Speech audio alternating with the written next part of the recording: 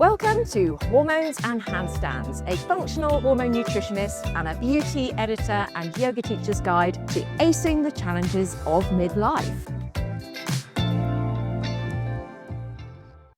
Hi, I'm Pippa Campbell. And I'm Victoria Woodhall, and today we're going to be talking about stress and stress management. Specifically, Pippa, you're going to be talking about cortisol, the stress hormone, and I'm going to be talking about the restorative practice of Yoga Nidra. But meanwhile, what have you been up to since we last spoke? Oh, I've been having to do with my husband's poo. Oh no. Okay, before, let me just explain very quickly because that's sounding a bit weird at the moment. He's doing a stool test.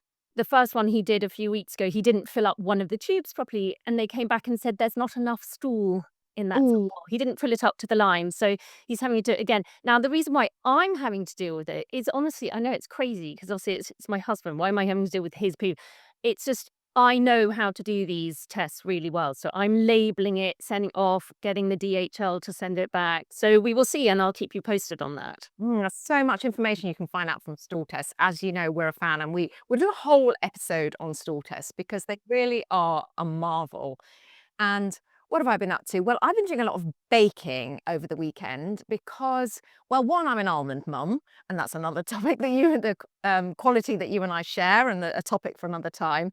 But two, because in line with this week's theme, I'm really struggling to factor in enough recovery, and my aura ring is telling me this. Basically, that the only kind of red alert I get is with recovery, and because I'm always on the go, like so many women, and I've been trying to factor in some more active recovery practices because that's when my aura ring shows me that I'm actually in this kind of de-stress state. And baking is one of those things. And also because I'm trying to support my daughter who's gluten-free in not having to go to get all those gluten-free snacks, which are ultra-processed. And so I've been making them from scratch. I made 2 cakes. And the great thing is that cakes are really easy to make gluten-free. So that's what I've been doing. And my aura ring is giving me a pat on the back. I'm really impressed, I have to say. One, I'm impressed that you're actually doing this active recovery, and also really impressed with your baking. I'd love to know how these cakes turn out. But you're right, gluten-free baking is actually really easy. Yeah. It doesn't have to be that difficult. And also, to be gluten-free, you don't have to be ultra-processed. So I think we should talk about this for sure in another episode. But it's interesting what you're saying about this stress and active recovery is because I want to talk about cortisol today. I think cortisol gets a little bit of a bad rap because most people seem to be talking on social media and just generally reading articles about high cortisol. Now, I'm not, just to cover right now, I'm not talking about autoimmune cortisol problems. So I'm not talking about Cushing's disease or Addison's. I am talking about people who have suboptimal levels, okay, but not autoimmune. And suboptimal levels, they could have too high cortisol or too low cortisol, okay? And this is very common. Can you remind us what is cortisol and what do we need it for?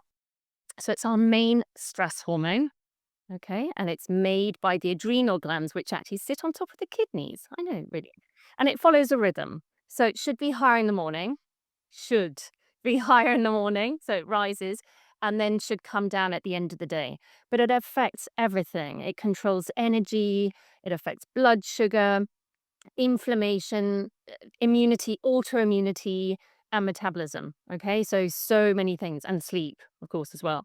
So too much is a problem, too little is a problem.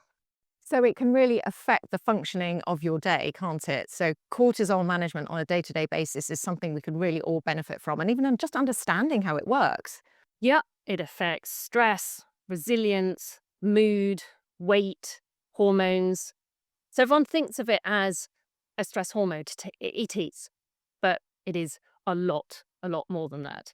Now, cortisol is it's a catabolic hormone, so it's involved in breakdown of tissues. So if we have too much, then it's going to break down tissues, and that's important because it's for fight or flight response. So if we need energy immediately, for example, so we are always looking at that balance. We don't want to be in a state of always too high cortisol, okay? Because this is us running for a tiger or running away from a tiger. This is the stress response. And if we stay in that it's not a good thing. It's inflammatory. So you said in the morning we have a higher cortisol spike, don't we? And we need that. So what would be the normal pattern of cortisol throughout the day if you're kind of doing everything right? If you're doing everything right, we should have a really nice curve so we can see this on Dutch test results. So you'd be rising in the morning, the first 60 minutes it's rising. Then after that peak, then it should be naturally declining. So then at night, it would be much, much lower. And the reason being is then melatonin can kick in, which is our sleep hormone. Too much cortisol can suppress melatonin, which people know if they're feeling a bit tired and wired and then they can't sleep. But if it's constantly elevated, because this stress response, so cortisol is supposed to be there to say if we're running for our life, running away, we think we're going to be killed. But we should settle back nicely. That's that stress response that releases adrenaline and cortisol. So that stress response is good. We're supposed to mount it, it's supposed to be there, but we're supposed to come back down again.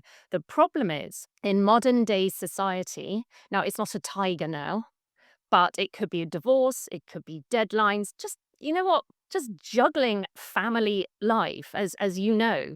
So juggling work, family, I mean the husband, potentially another child, that is. So we are constantly under this stress. And sometimes then it can stay elevated. But our body thinks it's a tiger. It's not. It's all of these other things. And it can stay elevated. So then in the very first stages of adrenal dysfunction, then we can have this constant high cortisol. And when I'm talking about adrenal dysfunction, I do want to be really clear. A lot of people have heard the term, and I have used it myself, adrenal fatigue, because it's a really easy way of explaining what happens when you've been in stress for many, many years. But it's inferring that the adrenal glands get tired and they stop producing cortisol because they're knackered. Actually, that's incorrect. It's more about the communication to the adrenal glands. So our brain sends messages to our glands, so like the adrenal gland, and it will say, "You're going to be killed by a tiger. Quick, pump out cortisol. You've got to run." Okay, so it's actually a messaging system. So what we're looking at is regulating that messaging system. And you can actually feel that, can't you? I mean, when I have like a stressful thought, I can feel like the ends of my fingers prickling as if kind of all the blood's gone to help me fight or bleed. Yes, you can absolutely feel that. And I can feel it in the pit of my stomach, or maybe it's actually from my kidneys. They're kind of like "Ooh," almost like a butterflies or a firing up. You can really feel that happening. And in terms of, um, is it right to say that cortisol creates inflammation, and inflammation can potentially lead to accelerated aging, that idea of inflammaging? Absolutely. So, excessively high cortisol can be inflammatory, but we want a decent amount of cortisol because actually a decent amount of cortisol, not excessively high, is anti-inflammatory. That's a thing that people don't realize. So, think of steroid injections and things. That's all cortisol, anti-inflammatory. Wow. Yeah. Yeah. So there are certain steroids and things like that. And those are anti-inflammatory, but actually what they're doing is putting in that sort of cortisone, that cortisol element there. So cortisol is actually anti-inflammatory in a good amount. So that's why people with autoimmune diseases actually, when they have a healthy level of cortisol, then often that's when they might find that their symptoms, obviously there are other, other elements to this, of course, as well, autoimmunity, but they might find that, like rheumatoid arthritis, for example, healthy levels of cortisol, they might find then that's when they have less pain and they can manage symptoms more. But if their cortisol drops too low, if they suffer with low cortisol, then they might feel that inflammation again. So, what happens with too high cortisol? It actually suppresses immunity. So, this is where it's leading to infections, viruses. It really damages the gut lining. It's very damaging. So, as I said, it's catabolic, it breaks down. Okay, it's a catabolic hormone. I've had that when I've been feeling long-term stress, and I just get every bug going, and it almost seems like, I just can't stay well. And managing stress it's when my kids were really little and I was working full time, and everything was really stressful. You just feel like I seem to get loads of allergies. I just couldn't keep it, and I just couldn't keep a lid on the stress and the symptoms. Yeah, so the high cortisol can then go, when it's chronic, goes to low cortisol. So that's when inflammation actually then can spiral. It can lead to autoimmune flare-ups, histamine issues. that, you're talking about, people that have true, allergies. So there's then really poor resilience. And as I said, then of course it can lead to leaky gut, really damaging for the gut lining. So next thing you've got gut issues as well. Um, so there's high cortisol and low cortisol, and you might have a mix of the two, which sounds bizarre. It might be that you wake up with really low cortisol, you can't get out of bed, you're so tired. Or you might wake up with high cortisol and you're like an alarm bell, and you're literally, that's in fight or flight the minute you wake up. So it's very useful to do a whole cortisol 24-hour pattern to have a look. Now, there's another hormone, another adrenal hormone called DHEA. It's not talked about very often. Now, DHEA and cortisol sort of, they buffer each other, they work together. They're both adrenal hormones. And it's more anabolic, so that's building tissue repair. So what should happen is that DHEA should rise if there's a problem with cortisol to try and suppress cortisol. They should work together.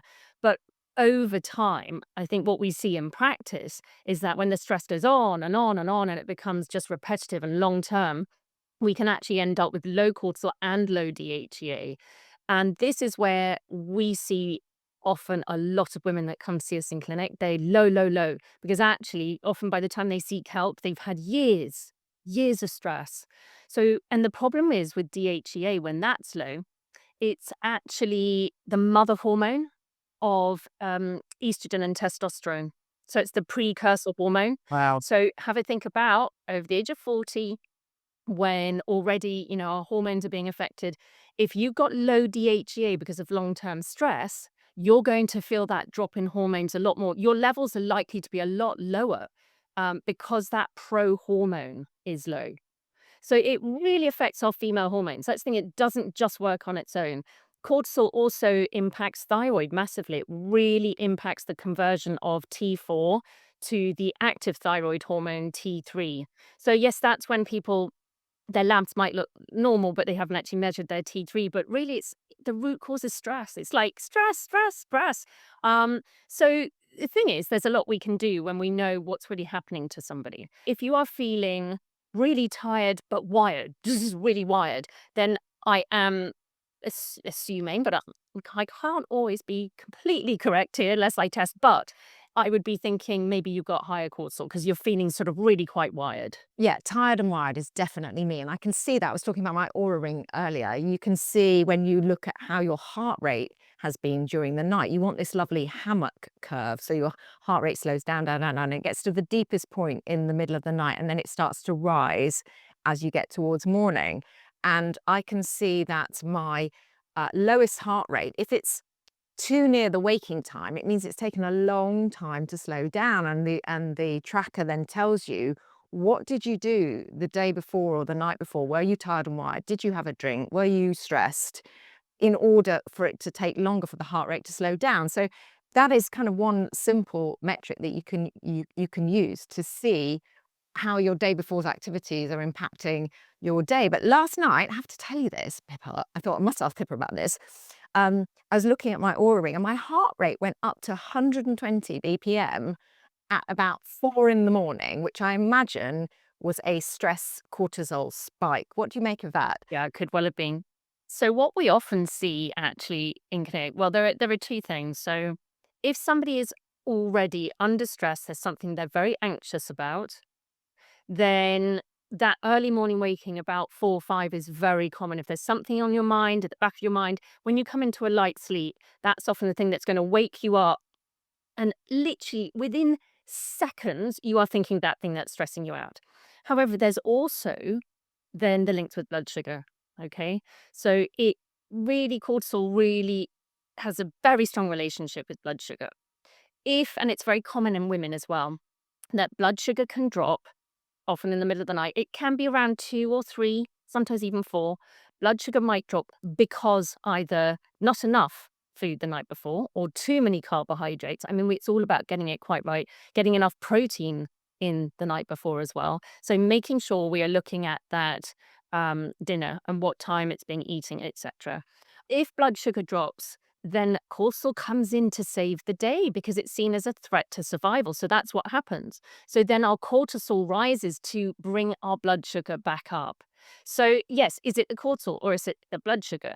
often we see that just supporting blood sugar balance can then help prevent that cortisol spike. And I know that if you've had a drink the night before, that kind of glass of wine to take the edge off, what can happen? And alcohol really affects your REM sleep, and that's your kind of processing, isn't it? Mm. Um, but once the sugar from the alcohol wears off, sort of 4 o'clock or whatever, you can have that dip, and then your cortisol will wake you up again. So you have poorer quality sleep, um, and you are woken up by your own kind of metabolism. Always need to look at blood sugar when we're looking at cortisol. And I think that, again, there's a lot of talk about insulin resistance and high blood sugar. But on the other side of the coin is this low blood sugar, which we also see really commonly in clinic. We often see women waking up with low blood sugar, and we see that on there if they're doing a continuous glucose monitor. And that's a problem. And those sort of women should not be, definitely not leaving it more than an hour before eating some protein, eating a small breakfast. So I think it's blood sugar and cortisol always need to be looked at together. But when we're looking at hormones, adrenal function is so important. And I think fasting and morning fasting is definitely a topic for another episode, because it's not always straightforward, is it? It's not right for everyone, but some people really love it. Yeah, absolutely. But long-term fasting really affects DHEA. Oh, So DHEA, as I said, it's really important. Adrenal hormone helps buffer cortisol, but also is a precursor to testosterone and estrogen. So it's a hormone that makes those other hormones. We do not want it low. And yet we often see in clinic, in fact, probably 90% of the time in Dutch test results, we see DHEA that is too low for their age, because we can see it age dependent. I mean, it is declining, but we see it too low for someone's age. And that's really important for your hormones. So I think that's why looking at all these hormones together, not isolated. The good thing is that there are a lot of things we can do. Okay, in terms of diet, lifestyle, supplements, a huge amount of things we can do, but people have to work hard at it. I am afraid there is no magic pill. Of course, supplements can help, but there is no magic pill. But in terms of diet, protein, for example, really important protein at each meal. That's very important for balancing blood sugar. Eating lots of colored vegetables, antioxidants, things like olive oil, could be cacao, turmeric's a nice anti-inflammatory, herbs and things. But when it comes to supplements, it's supporting the HPA axis that's important. And I do love adaptogenic herbs. So I love the use of things like ashwagandha. I like rhodiola. Ginseng is lovely as well. Holy basil. Then, we've got things like saffron, which is just, I love that in perimenopause anyway. L-theanine, which is great if cortisol is high. So there are some really lovely herbs and nutrients that can support. And B vitamins, again, very good for balancing blood sugar. I'd like to ask you, Pippa, when you're stressed, what do you do to manage your stress? What do you turn to? So if I'm feeling adrenaline, like wired, that would be something that I must admit I am less resilient to stress as I got older. I have a double snip on my adrenaline genes. They're like red, red, which means that naturally I'm just not as resilient to adrenaline. So I can really feel it. Now, adrenaline, it could be doing a presentation, it could be something quite exciting as well, or it could be something I'm, anxious or stressed about. So like we talked about before, the side breathing, I think that's very useful, because you can't just go when you're feeling quite, wired and adrenaline, you can't just go, let's do some nice little box breathing. So I like the sigh breathing. That's the first thing I do. Yeah, so naturally, so that's the 2 sips in, and then you actually probably will kind of naturally take a deep breath in and a long, slow breath out as well. And that's you kind of leveraging your own biology. Your body knows to do this. Yeah. And then that's when I pull in my mood and sleep supplement. So I'm always on rotation taking ashwagandha. I take saffron, L-theanine. So I've got, certain things. Magnesium is absolutely essential, especially when we're stressed. We deplete our magnesium massively. So magnesium, really important for me. So I take certain things anyway. I might just increase them a bit more. And then I call upon 5-HTP. So 5-HTP in my mood and sleep's got chamomile and passion flower. So 5-HTP is the precursor to serotonin. So you might sort of think, well, what's that got to do with, stress response and cortisol? Well, it's more about managing the nervous system. So it can, because it's promoting serotonin, that sort of calmness, happy hormone, that can really help as well. So there's definitely those tying in with the nervous system. And if you had to pick just one supplement for stress, what would it be, or one ingredient? Magnesium. Mhm. I mean, it's just you can't go wrong. I mean, I did put a little bit of taurine in my magnesium because that really helps support GABA, which is our relaxing neurotransmitter. Um, so I do think, yes, supplements help. Diet, of course, absolutely helps because we don't want our blood sugar swinging all over the place. And protein is king. 30 grams at each meal, or certainly breakfast and dinner. Then not delaying. I know if I am stressed, I can't delay breakfast. I will start feeling shaky. So I have to make sure then that I eat some protein within the first hour of waking. Look, it can be just if somebody wants a scoop of protein powder in some water, if they don't like breakfast, that's absolutely fine. Don't rely on collagen because it's not a complete protein. You're missing certain things in there, like tryptophan, which is a precursor amino acid to serotonin. So protein is absolutely king. Then I do another thing, which I sort of call I Spy, but I think it's a somatic way of dealing with stress, where I'm just thinking about where, depending on if I'm sitting or walking. So I might go outside barefoot. What am I feeling with my feet? What am I listening to? What can I hear? What can I feel? So trying to bring myself back into the present. And I walk. And it sounds strange. I move, because when you're high adrenaline, and then that, for me, that can make me feel quite anxious. That's your brain. Everything is overactive and you need to sort of match it. Mm. So I walk and just make sure that I'm using up energy. And that's why I came to a dynamic style of yoga for relaxation. It sounds counterintuitive, but rocket yoga, or Ashtanga, which is based on, is quite a fast, athletic, dynamic style. But it was the only one that met my brain where it was in this whirring state in order to kind of capture its attention and then slow it down. But can I talk about Yoga Nidra? Yeah, I'd love to hear about other methods because a friend of mine actually does yoga and she says she's tried meditation, everything. She said it's the one thing that stopped her having a nervous breakdown. So how I came to Yoga Nidra was when my kids were really little. I was working on a busy newspaper. I was working 5 days a week doing the nursery drop-off, the pickup, and I was writing a yoga book. But I was probably my most stressed. And what I used to do is I found a Yoga Nidra recording on, I think it would have been on iTunes back in the day. And I would disappear to the stationery cupboard at the Mail on Sunday, and I would lie down amid all the kind of the boxes, the envelopes, the highlighters. I'd put my eye mask on and I'd lock myself in and I'd do 20 to 30 minutes of Yoga Nidra. And that would be the only way that I could get through the day with all the levels of stress that I had. And it was a lifesaver. And I've always turned to Yoga Nidra in times of stress, after my mum died, if there's something particularly stressful at work, because it can really help you to regain your energy, your focus, just having a really profound reset in a very short space of time, and just helps you get your head clearer again. And then I would then go back to my desk and be able to carry on with my day. Yoga Nidra is brilliant if you struggle with meditation because it's really hard to sit still and just tell your mind to be quiet. And it does take practice. But Yoga Nidra is the opposite of the kind of rocket dynamic style I was talking about. It literally means yoga sleep, and you practice it lying down and it's effortless. Good news is you have to do absolutely nothing. You just lie down and listen to a guided relaxation.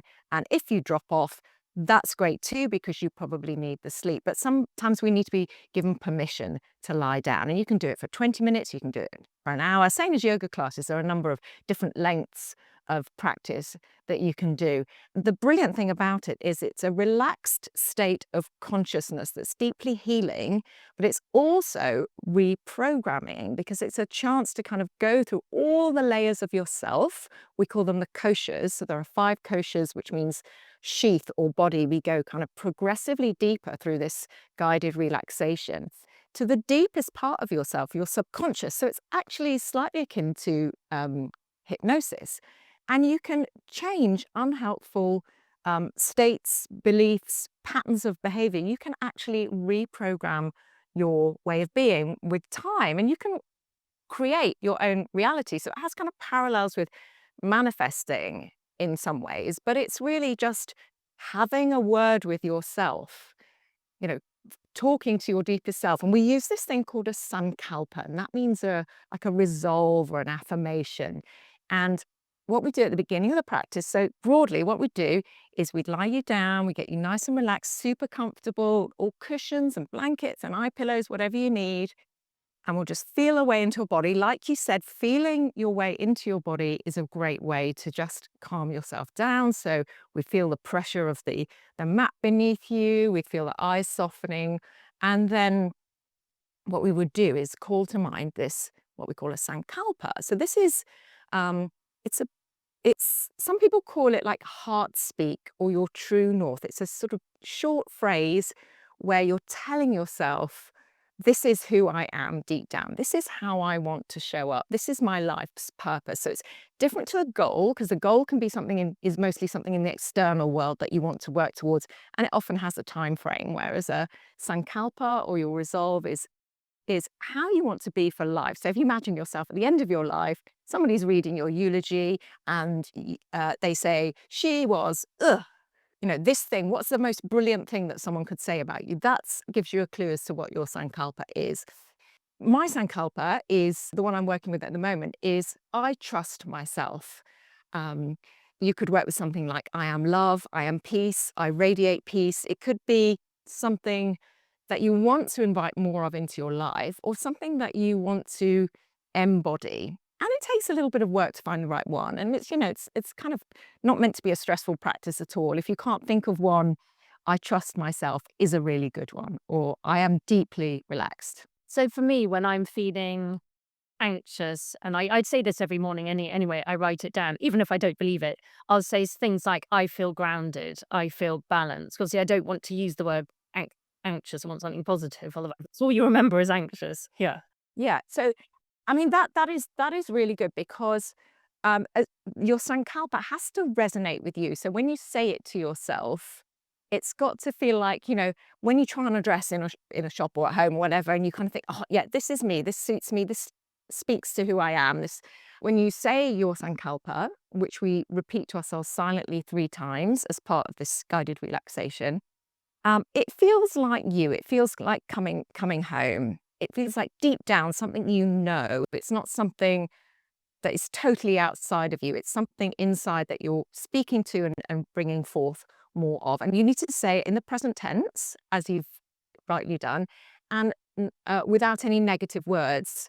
So, like, I'm not bothered, for example, or, it doesn't affect me, would be less effective than I trust myself, for example, something positive. And we work with this sankalpa. We say it to ourselves just when we've just lain down. We say it to ourselves internally 3 times. And then we do a body scan. So we're working through first of all, the physical layer of the body. So I'll guide you just around the different parts of the body. And you just send your awareness there. You just connect with them with your mind. And then after that, we'll work with the breath.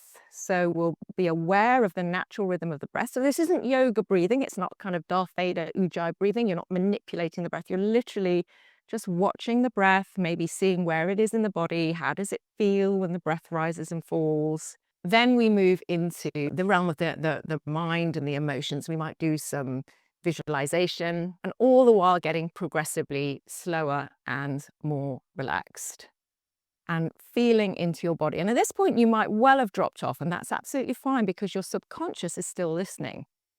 And then we get into the deepest state of the subconscious, and we will repeat the sankalpa again. So I, as a practitioner, will invite you to say, and now call to mind your sankalpa again. You might be asleep, your subconscious will be doing it. And so you're planting the seed of intention really, really deeply. So I like that. So you're planting the seed of intention. So this is a nice thing to do early in the day, is it, as well? So Yoga Nidra, a bit like meditation, is actually quite a rejuvenating practice, because you're banking some energy. Because what we've done is, in, say, a 20-minute practice, it's said that we have the equivalent of about 2 hours sleep. So it's almost like taking a nap. Sometimes I do it first thing in the morning if I haven't had enough sleep and I need to have more energy throughout the day. Sometimes I'll do it like at 4 o'clock when I'm having a slump. I won't do it too near bedtime, because I will wake myself up after the Yoga Nidra in order to, because you have to I have to bring you out of it. So you do it at the time of day, experiment a little bit as to when it's suitable for you. And so what we're doing is we're getting this 20 minutes of practice or 30 minutes, we're getting the equivalent of, it said, 2 or 3 hours sleep. And the reason we do this is in these 5 layers that we're progressively going deeper into, we're going through the different brain waves of sleep. And it's been measured. They've hooked practitioners up to EEG machines, and you can see the brainwaves changing. We start in this kind of, well, we're normally in a beta wave state, aren't we? This is our very sort of active, focused concentration state. And most of us, me included, probably you as well, Pippa, we can be in this kind of heightened beta state, which can tip over into anxiety and overthinking. So with this guided meditation relaxation, we're taking you first into alpha waves, which is the focused state that you find in meditation. And then we'd be dropping you down into theta waves, which is more dreaming sleep. And this is where we might be doing some visualization. And then we'd go into delta, which is your restorative brainwave. So that's the thing where we take you quite quickly. So in sleep, you'd need to do this for like an hour and a half to get into delta, but we get into delta much quicker. And that's where the nervous system management and the deep healing can happen. So that's why it's a lovely practice where if you're thinking, oh my God, I can't meditate, I live in the real world, don't live in an ashram, what can I do? I can't slow my mind down. 20 minutes of Yoga Nidra, just stick on a recording. I've got quite a lot of them on my platform, and you can zone out if you fall asleep. That's all good. I think this sounds like a brilliant one for bringing back your DHEA and cortisol into balance. Honestly, that's the thing women don't realize is that you can change things. You absolutely can. Now, I know over the age of 40, things are harder and our HPA axis is affected more for sure, which is why we are less resilient to stress, more prone to anxiety. But these lifestyle practices that you're talking about, this yoga nidra, would play a really important part. And the thing is that people rush out to get, and I'm saying, look, there is a need for many women. There's a need to take hormones for various reasons. But I do think that if you're looking at your hormones that are at suboptimal levels for your age, of course they're declining. We're not expecting them back to be, the way they were in our 20s. But it's really important to have a healthy and robust HPA axis. And I think if we can bring in these sort of lifestyle techniques, because as I said, we see DHEA often low in clinic. Just the other day, we were looking at a Dutch test and a woman whose estrogen was already high, but still had some symptoms. And the doctor wanted to put her on more estrogen. And when we looked at her DHEA was low.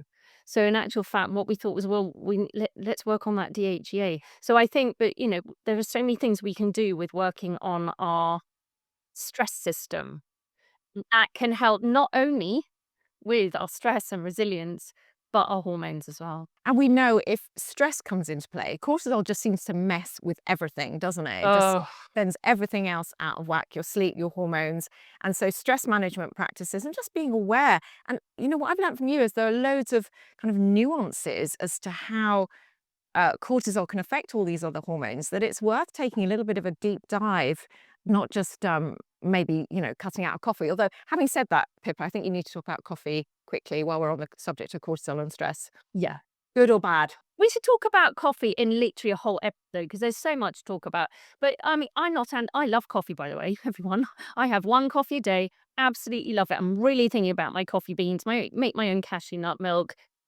I love it. So that's my, morning thing that I have, but that will be after protein. So I won't have it within the first 60 minutes of waiting because I want my cortisol to rise naturally. First of all, I don't want to force it excessively, which caffeine will. It will have an impact on cortisol. So then I'll have it after those 60 minutes. But, it's fine. I'm busy doing the dog, the dishwasher, stuff like that. And then you can just relax. And I like to have my coffee. This is a really odd thing. I do like to have it when no one else is around. And it's just that sort of moment of my day where I just sit, usually trying to get some vitamin D outside.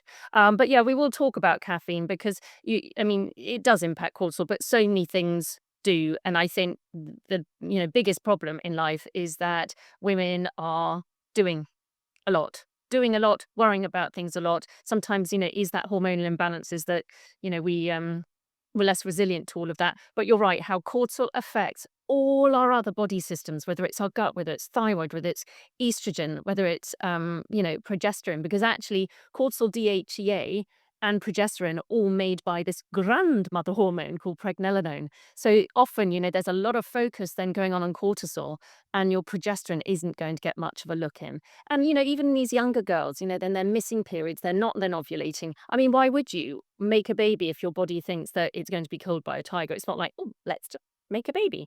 So yes, cortisol affects everything. And I think this is a great place for everyone to start. Yeah, exactly. And of course, if you have questions about cortisol or any other hormone, Pippa is your woman, and we'd love to hear your questions and concerns around anything that we've talked about, and also your successes. What have you tried that you really love? Yeah, we'd absolutely love to hear from you. And you can comment on our Instagram page. Until we next speak, Victoria, because we've had this great chat about cortisol, and until next time when we're going to be talking about more exciting things and making more of our private conversations public, I'd like to know what you're going to be up to. Oh, so straight after this, I'm in my yoga kit as we speak. I'm always in my yoga kit. I'm going to be doing some extra Yoga Nidra recordings because as we come up to Christmas, it's a really stressful period. And I think some short practices, 10, 20, 30 minutes, and maybe even a longer one for those of you who've got time. I'm going to have that there for you, and that's your resource. Brilliant. I am pleased because I need to do that. And also, I might mention that in the article, but I've got to write an article on bloating, and it's so affected by adrenal dysfunction and nervous system regulation. So actually, I might suggest some Yoga Nidra as well, because Mm. bloating isn't always just specifically a gut issue. There's very much that gut brain axis. So we will talk about more things to do with the gut in other episodes. Definitely. I mean, I know that I'm definitely a stress holder honor. I'm a kind of long-term constipee, and I know that my stress means I hold everything in. Wind, rain, shine, everything. Yeah, really, really, really common. So thank you everyone for listening. And until next time, thank you very much and goodbye. Thank you. Bye. Bye. If you enjoyed this episode of Hormones and Handstands, don't forget to follow or subscribe wherever you get your podcasts. And if you love this episode, please do leave us a review. You can also find us on Instagram at Hormones and Handstands for behind the scenes content, sneak peeks, and to let us know what you want to hear more about. See you for another one next week.